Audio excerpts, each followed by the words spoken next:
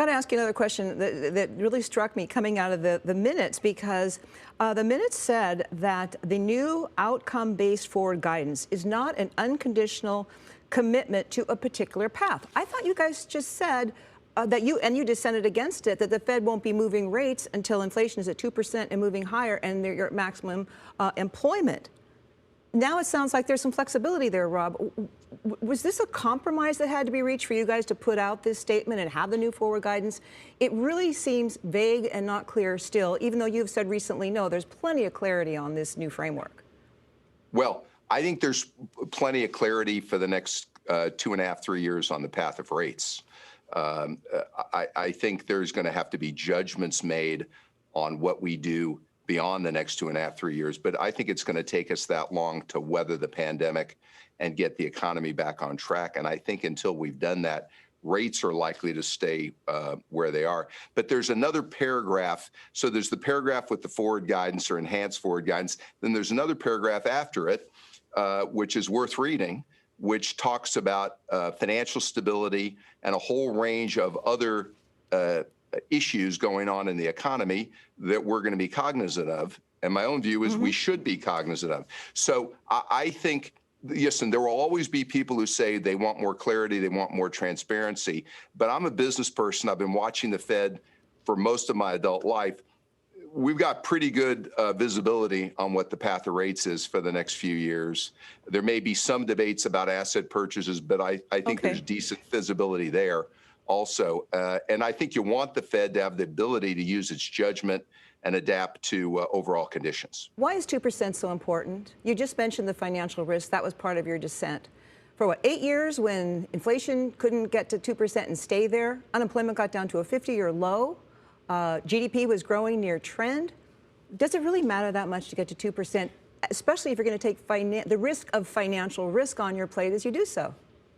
Well, to me, and I've said this, I'm much more interested in financial stability.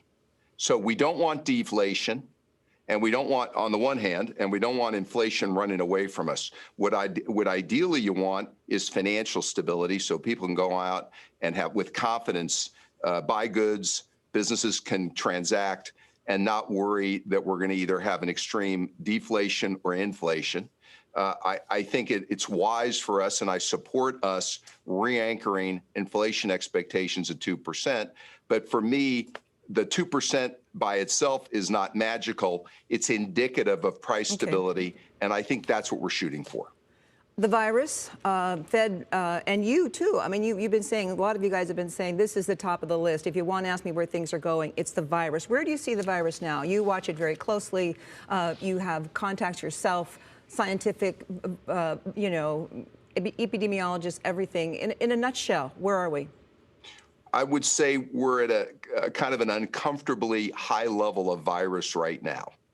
And we're heading into the winter.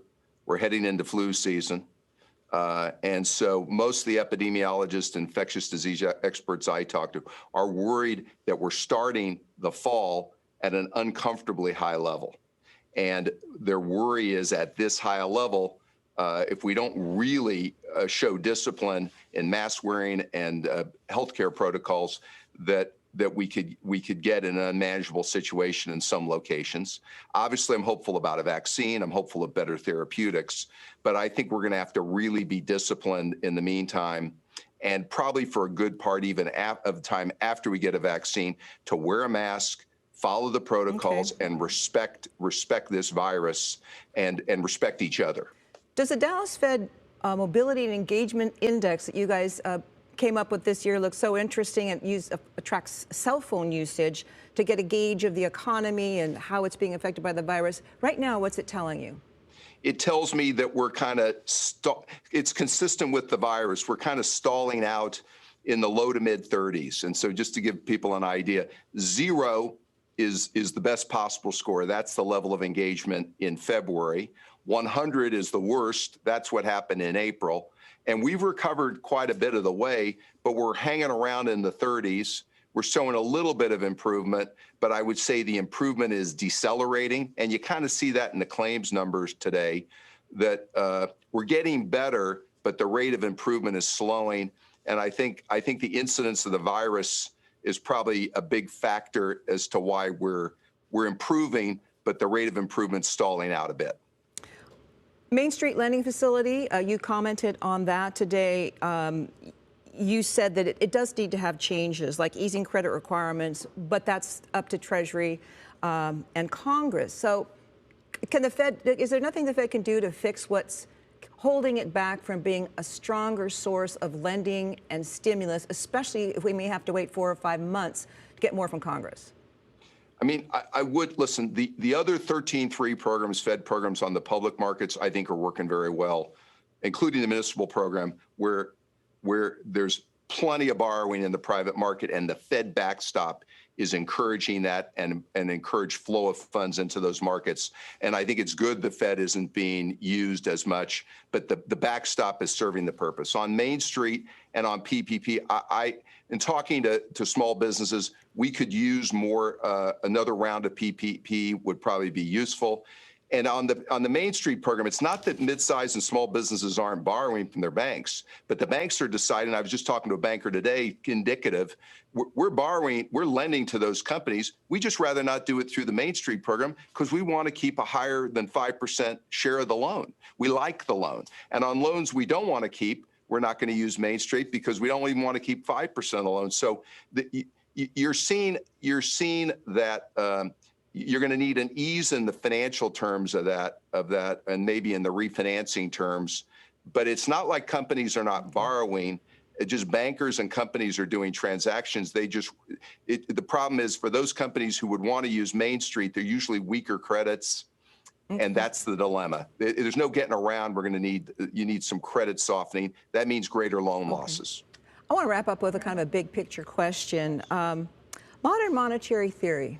Fed buying bonds. You said you'd be more inclined to buy bonds if yields were rising. And of course, you don't want yields to rise too much because the government has to have someone buy their bonds. That's how you finance the debt. That's what seems like a part of modern monetary theory.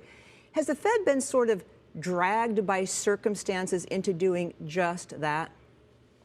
Well, so this is why it's very important to differentiate what do you do in a crisis and what do you do post-crisis. And I think it's very important to delineate. In the middle of a crisis, we do 13.3 programs. They need to lapse as the crisis wanes. We've got bond buying that we're doing for a number of reasons. But when the crisis starts to lapse and we've weathered it, I personally would be an advocate of withdrawing these programs. The 13.3 programs need to lapse. The bond buying needs to curtail. The Fed balance sheet growth needs to curtail. I don't think it's healthy for the markets to be addicted or too reliant on Fed presence.